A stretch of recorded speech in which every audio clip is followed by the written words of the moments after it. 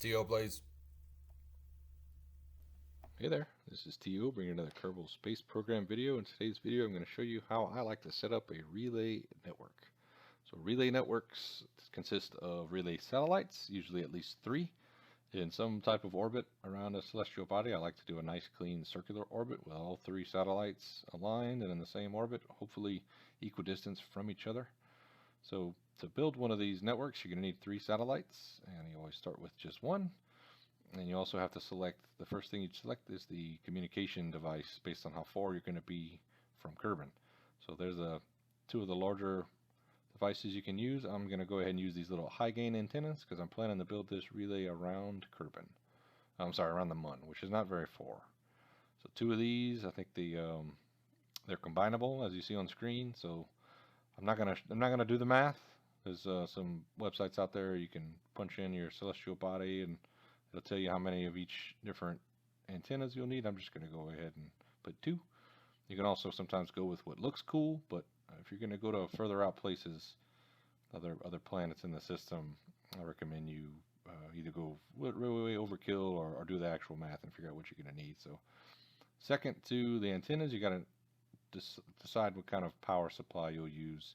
I recommend putting enough batteries to maintain power while the relay is on the dark side of whatever it's orbiting. You don't want to lose power. I think I've had a couple issues in the past where my relay battery died and the game actually recognized that and wouldn't let me use it as a relay until it regained power. So you also saw I slapped on one science experiment. Sometimes you get contracts to do science in orbit, and I like to just be able to grab whatever craft I happen to click on first, and pretty much all of my crafts get at least that thermometer. So I'm also going to put on a lander can and maybe a probe core, but probably just a lander can. So one issue you might have when deploying the relay network is you lose control of the mothership or the relay satellites before they're all fully set up. So I guess to avoid that, you can include a point of control, which I'm not sure if that's the formal term. I think it is, or it's really close to that. And it's basically one of these command modules with 1 or 2 pilots, depending on the command module. So those pilots will basically act like the KSC, and they'll allow you to control anything that's in contact with the pilots. So it doesn't matter if I'm on the dark side of the planet or I'm out of line of sight of Kerbin, as long as I've got 2 pilots and I'm in line of sight with the relays, I'll be able to adjust the relays and maneuver them and so forth. So I'm also going to include some parachutes on my mothership then, and you saw the heat shield. That's so I can bring my mothership back to Kerbin with my 2 pilots. This is going to be set up on career mode. I think this is actually my this is one of my other career modes. This isn't my main career mode. I think this might be one that I'm doing for a series. It's been a while since I recorded the footage, but you see I've got a subassembly, overkill subassembly for my first stage. And that's about it. Like I said, you just design your, well, I call it min-mess, but I believe I'm sending this to the Mun. And I'm deciding that bottom stage is definitely overkill. Taking off some SRBs. Nope, I'm going to keep the SRBs for cost. And that should work. So like I said, choose the antennas that you're going to need. Choose the power that you're going to need. Put enough fuel in the right size engine to circularize your orbit once you've detached from the mothership. The mothership's designed to get you to the right periapsis and circularize at the right apoapsis. So when you can go to a really handy website that allows you to calculate the intended orbit once you get to the target, and all you got to do is use the mothership to put yourself in that orbit. And in this case, I think I'm shooting for 300,000 periapsis. Yep, 300,000 meters. And the apoapsis is going to be determined by your approach. So if you're coming from the orbit of another celestial body, in this case Kerbin, I'm going to use a normal approach, but on the calculator there's an option to do a dive orbit, which is if you're coming from the surface of that body. So I pretty much only use a dive orbit, I guess, when I'm coming from Kerbin to build a relay network around Kerbin. That website, by the way, is the Resonant Orbit Calculator. You can Google that. It's at meyerweb.com. Very handy. You can select the celestial body. You can select the number of satellites, and whether you want a synchronous orbit, a minimum line of sight orbit, or anything like that. So in this case, I selected minimum line of sight, which was 200,000 meters. I decided to increase that up to 300,000 just to be safe, because sometimes my orbit may be just a little sloppy. So anything above 200,000 was probably safe, but in this case I just overkilled it and did 300,000. So first step is to get the mothership into the correct orbit, which in this case, like I mentioned, is a periapsis of 300,000 and an apoapsis of 511,413.7 to be precise. One thing I also like to do now, which I probably didn't do in this particular video, I like to adjust my inclination to 0 degrees. I do that with the mothership. That way the rest of all my satellites are also not inclined. Their inclination is set to 0. And I know I didn't do it in this video because anytime I zoom out with the camera and kind of look at, I guess, off at the distance at the sun or at Kerbin, or Kerbal, I shouldn't say sun, I guess, you can see my orbits are inclined pretty badly. So the relay network's still going to function fine. It wouldn't function fine if you were trying to set up a stationary orbit. And it won't function perfectly if your inclinations don't match on all 3 of your relays. So I like to set it to 0 with the celestial body. That way from each satellite I don't have to target another satellite and match inclination. I can just match inclination with the celestial body, in this case the Mun.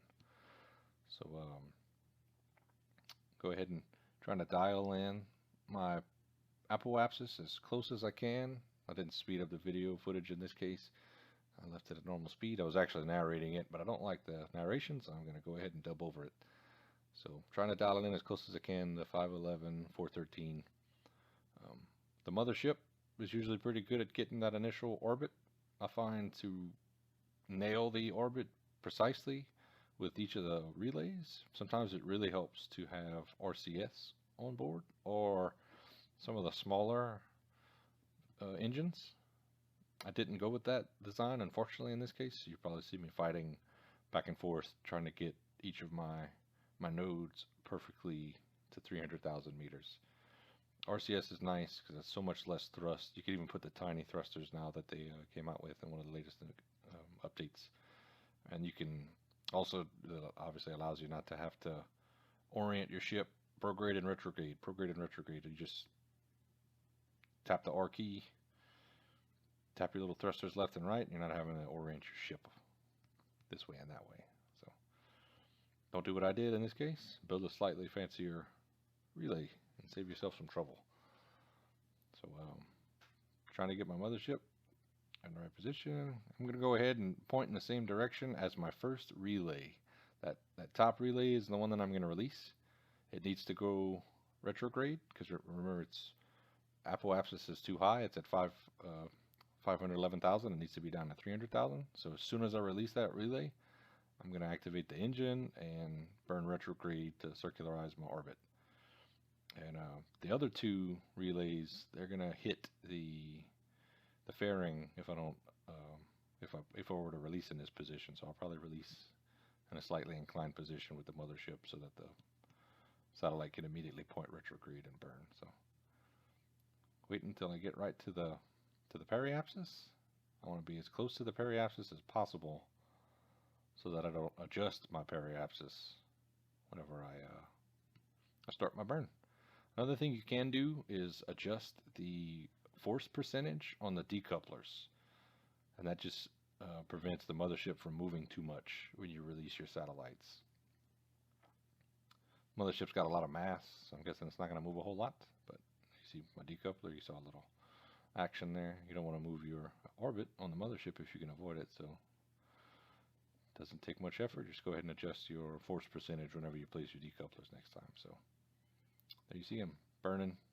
Doesn't take a lot of delta V at all. Some of the other celestial bodies, especially some of the larger planets, depending on how high your altitude is, it's going to take a lot more delta V to circularize. But but that was nothing at all. Look all this extra fuel I have. Definitely overkill. Could have substituted all that fuel for one RCS tank and a couple thrusters and it would have done the trick. So now comes the meticulous part. Now you have to get your apoapsis and periapsis exactly to the target, which in this case is 300,000 meters. If any one of your satellites is slightly off, if the orbit's not perfectly circular and not matching the other three, and your inclinations aren't all matched, then over time they're gonna fall out of position. They're gonna fall out of orientation. So I like to have a nice crisp 120 degrees between each of the three satellites, give or take a couple degrees, I'm guessing. And if the orbits aren't exactly alike, that whatever position you have it in, as close as you can get it to 120, it's going to start to drop. And one of them is going to start getting closer to the others. So there you see, I'm just waiting until I get as close to the apoapsis as possible. This part's super duper tedious. RCS would have been nice. And gonna do a slight burn. So I need to raise my periapsis. So I'm pointed prograde. If you're going to use a rocket engine like I've chosen to do, that little spark engine, you can also just adjust the force. You can adjust the force percentage and not throttle very much. So there you see I'm barely throttling. I'm throttling more. I guess my force adjustment was more than I thought. So periapsis is climbing, climbing, climbing. 290s. I'm going to stop as close to 300,000 as possible. Now I'm past the apoapsis, so if I keep burning like this, my apoapsis is going to start to change. And the further you get, the more it changes. So it's a give and take. You gotta burn right at the node, otherwise you start fighting each of the other. You start moving both nodes, and that's not what you want to do. So get my periapsis. In this case, I've decided, okay, let me just get my periapsis exactly to 300,000, and then I'll just adjust my apoapsis. Because my apoapsis is already ruined, let me just adjust my periapsis to where I want it to be.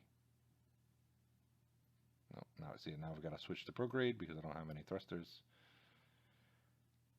All right, tap, tap, tap. Give it a little tap, tap, tap, tap-a-roo.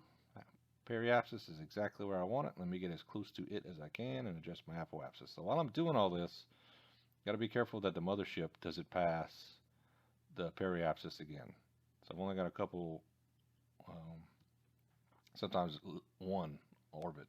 You might get more than one orbit, depending on where you're at, what kind of apoapsis you started with. But see, the mothership still hasn't gone all the way around, so I'm good. I can continue to adjust things. Another thing you want to do, if you're slightly OCD like me, you're going to rename your relay because it's going to be named whatever it was when you launched it, which in this case, I think I misnamed it and called it my Minmus relay, but this is obviously a Mun relay, so hopefully I remember to change the name. Let me burn right at periapsis and watch my apoapsis drop.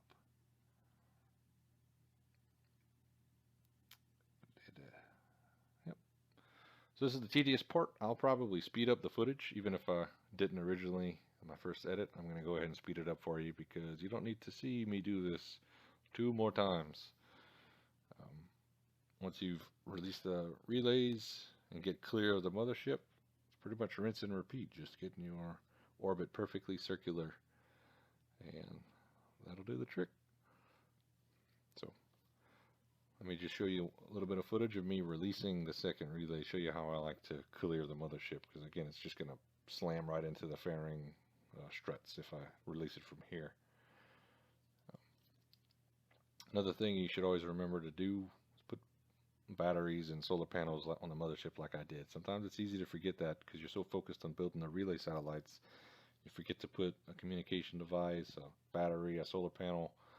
As soon as that last relay detaches from the mothership's all by itself. Hopefully it's got everything it needs to get back to Kerbin. And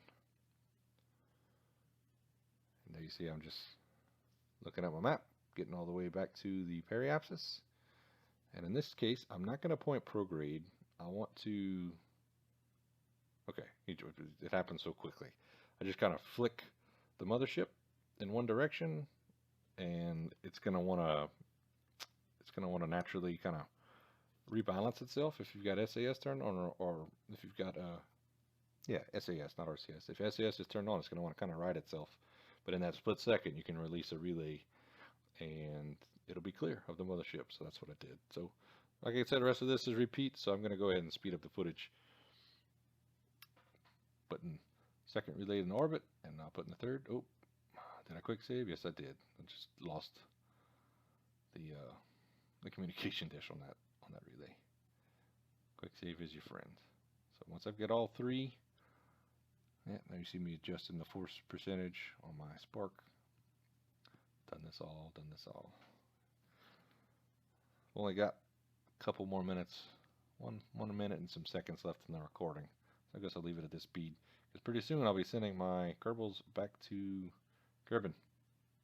One more relay left to go. And what is that, 8 times speed? Didn't break anything that time. Learn from my mistakes. Don't forget to put out your solar panels. If you want to be really fancy, you can put all that on an action bar, on an action key. Yeah. It's really rewarding once you set up your third and final relay to turn on your communication network overhead display, and you can see all the little green lines connecting everything back to Kerbin. So I rename my relays Sat 1, 2, and 3 in case I ever have any issues I can pinpoint. So that's it. I'm going to go ahead and send my Kerbal back to Kerbin. You can get a little bit of experience for going around the Mun. I hope you got something out of this video. If you haven't built a relay network, I encourage you to try it. It can be rewarding, especially on career mode. If you like the video, got something out of it, please hit the like button. Subscribe if you haven't already. I appreciate you, and I'll see you again next time.